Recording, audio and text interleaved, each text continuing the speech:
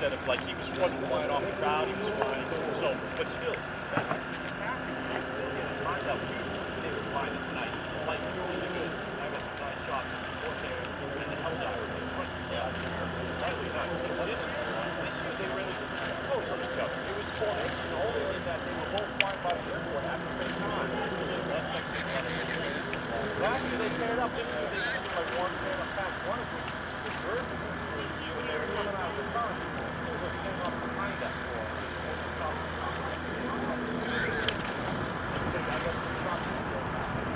While they're doing that, they're up to sunset.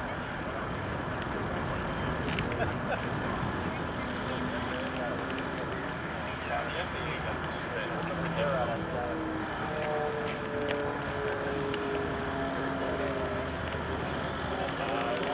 No, it wasn't whatever it was, had one of those V trailers, I think it was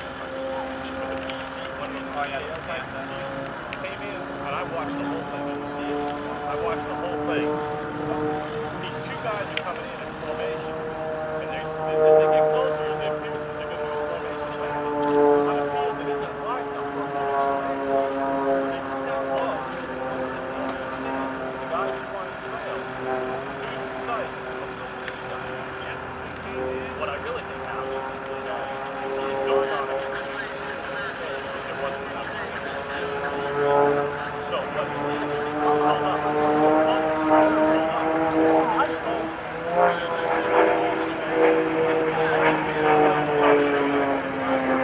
And then sideways up into the nose, basically fucked me into the ground, and then it sort of turned off. So there was this wandering tail sticking up in the air. Broken wing, broken things up there. That took a lot of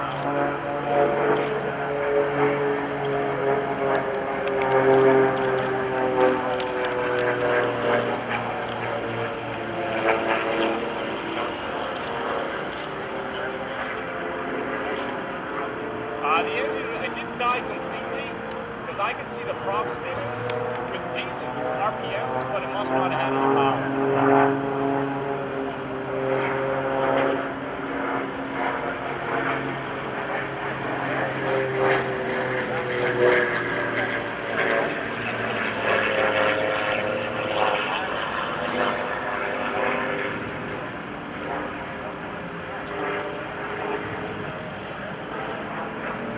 I think it was, I got some pictures of it from around one of those speakers. I got 4 shots of it from the car.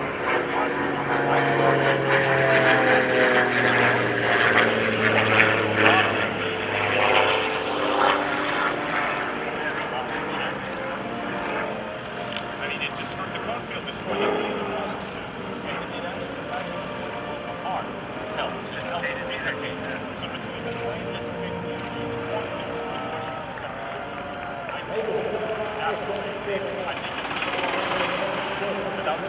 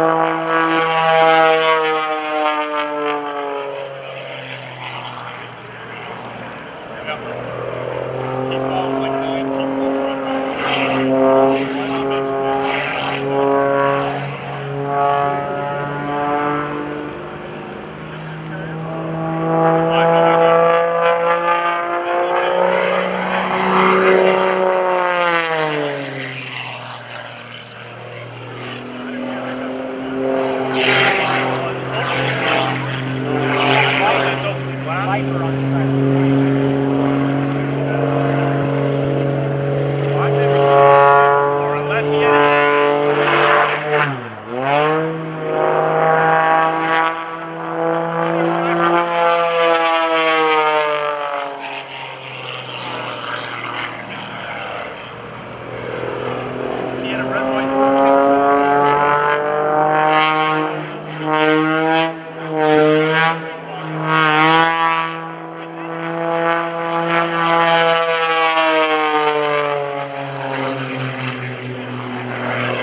No, it's not Chapman. Chapman's got us. Is an extra.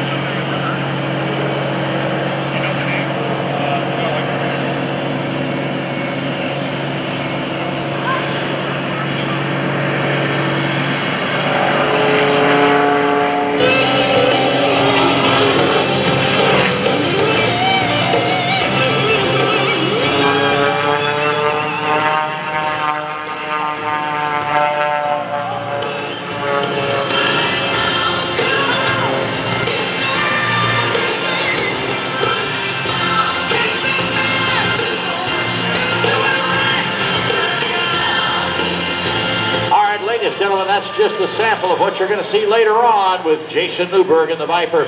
Right now, the man that brought in the flag, leading the way here for the Golden Knights here, Staff Sergeant Dan Cook. Thank you. The American paratrooper, born of fire in the skies over World War II more than a half-century ago, has since struck fear and terror into the hearts of those foolish enough to oppose them. Relentless in their skills and courage, not only in the air, but also on the ground, these brave soldiers have forged for themselves a place of honor in America's hearts, past, present, and into the future. Good morning, ladies and gentlemen. I'm Staff Sergeant Dan Cook, an airborne Kiowa crew chief from Loveland, Colorado. It has been my proud honor to fly on our nation's colors on this, my 1,853rd free-fall parachute jump. I will describe for you today a demonstration of precision freefall as performed by members of your United States Army parachute team, the Golden Knights.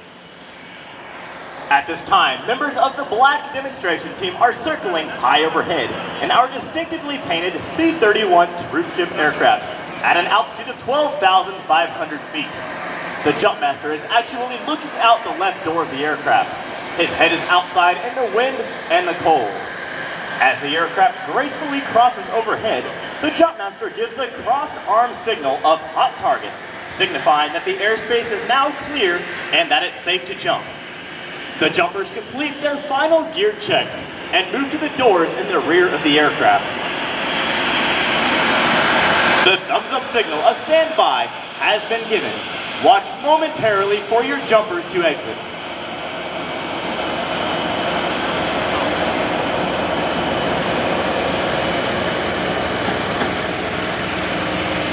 The jumpers are out and the smoke is on. We now have members of Golden Knights in free fall, rapidly approaching speeds of 120 miles per hour. The initial part of the formation is called the base, and it is actually launched from the aircraft as the jumpers interlock their arms and legs to form the nucleus of the formation. The remaining jumpers set up slightly above and outside the formation, awaiting the team leader's call. At 9,000 feet, they all fly to the base, using their hands, arms, legs, and shoulders as flight controls. And there you have a perfect geometric formation in free fall at 120 miles per hour. At this time, the free fall photographer now circles around. At 4,000 feet, the team leader will wave his arm, signaling all jumpers to turn and streak away, creating our bomb burst maneuver. The free fall photographer deploys his parachute, and the outside two jumpers track away, creating the bomb burst maneuver before deploying their main parachutes at 2,000 feet. And there you have the high-flying black and gold of your United States Army parachute team, the Golden Knights.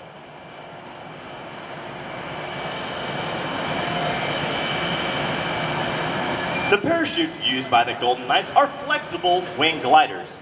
Constructed of a lightweight, ripstop nylon material, these parachutes have an inherent forward airspeed of 22 miles per hour. To turn left, the jumper pulls down on the left steering line. To turn right, they simply pull down on the right steering line. As these jumpers near the ground, they will pull down on both steering lines simultaneously for the safest and softest possible landing.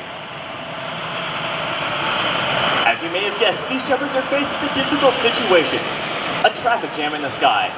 To create vertical separation, these jumpers will pull down on the front part of their parachute, spiraling down out of the sky, reaching speeds of up to 60 miles per hour.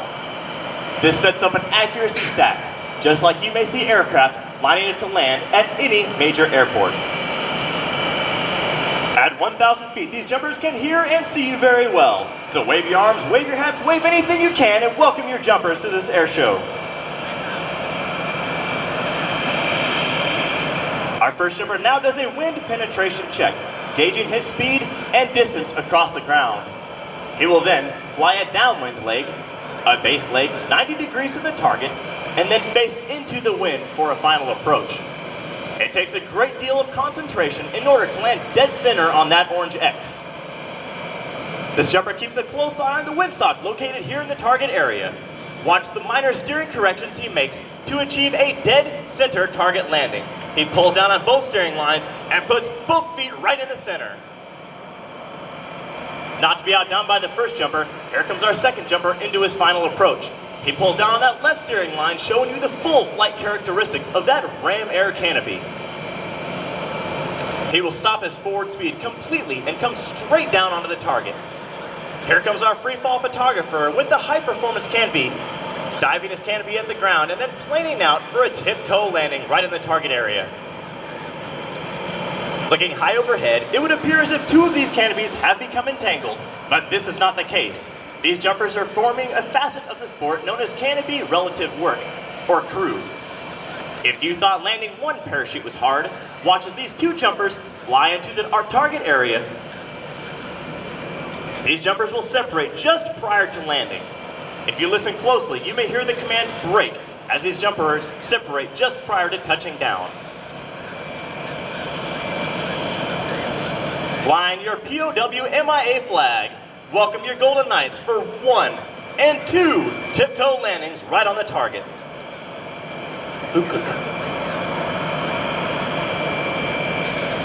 The average Golden Knight is 26 years old, has more than 1,200 free fall parachute jumps, and is proficient in one of the hundreds of Army occupational skills. Nicknamed Team 6, the pilots who fly the team aircraft average more than 5,500 flying hours per aviator, and the maintenance technicians have over 10 years of military experience.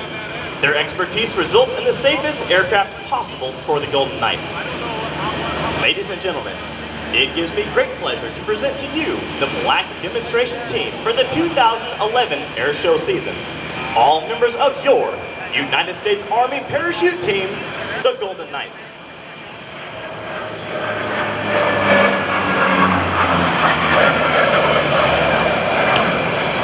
Now, in keeping with a long-standing Golden Knights tradition, we would like to present today's baton, which was flown in freefall, to a distinguished member of today's audience.